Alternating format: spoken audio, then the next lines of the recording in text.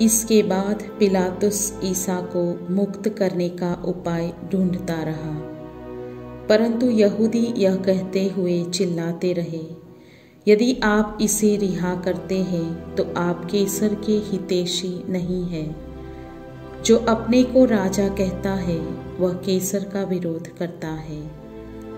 यह सुनकर पिलातुस ने ईसा को बाहर ले आने का आदेश दिया।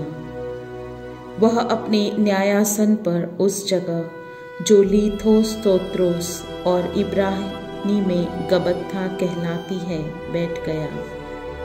पास्का की तैयारी का दिन था।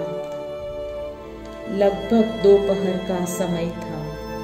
पिलातुस ने यहूदियों से कहा, यही है तुम्हारा राजा। इस पर वे चिल्ला उठे, ले जाइए, इसे क्रूस दीजिए। पिलातुस ने उनसे कहा, क्या मैं तुम्हारे राजा को क्रूस पर चढ़वा दूं? महायाजकों ने उत्तर दिया, कैसर के सिवा हमारा कोई राजा नहीं। तब पिलातुस ने ईसा को क्रूस पर चढ़ाने के लिए उनके हवाले कर दिया। संत योहन का सुसमाचार अध्याय 19 पद संख्या 12 से 16। जब हमारी पवित्र माँ अपने पुत्र के क्रूस के सामने खड़ी हुई, उसने पिलातुस के इन शब्दों को अपने हृदय में संजोए रखा, देखो तुम्हारा राजा। और माँ मरियम ने यह कुशलता से किया। उसने उसे अपनी आंखों से देखा और हृदय से प्रशंसा की। उसने उसके राजत्व को पहचाना और उसके नियम के प्रति पूर्ण समर्पण की शपथ ली।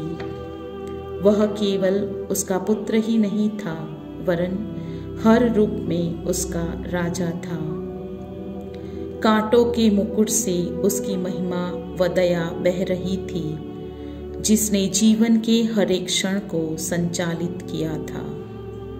हम हमारी जिंदगी में अक्सर स्वर्गीय शक्ति के बजाय पृथ्वी की नैतिक गलतियों में गिर जाते हैं।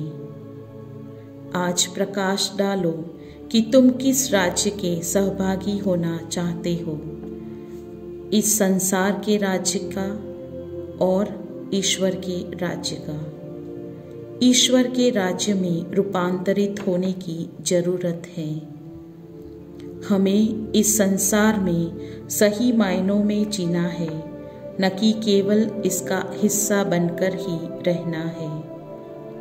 हमें महिमा व दया के राजा जो हमारे जीवन पर शासन करते हैं, उनके आदेशों को मानना है और हमें अपने आप को संसार की अस्थायी शक्ति जो नशे में धूत करती है, उसकी अनुमति नहीं देनी है। यीशु को अपने राजा के रूप में चुनकर और माँ मरियम के पास खड़े रहे। हम माता से प्रार्थना करें कि मैं अपनी आंखें हमेशा उस सच्चे स्वर्गीय राज्य की ओर रखूं और मैं कभी भी इस सांसारिक प्रभाव के भ्रष्टाचार में न गिरूं। मेरे लिए प्रार्थना कर हे माँ, ताकि मैं आपके प्यार के शब्दों को बोने का साधन बनूं, जो आपके पवित्र पुत्र के क्रूस से मिला है।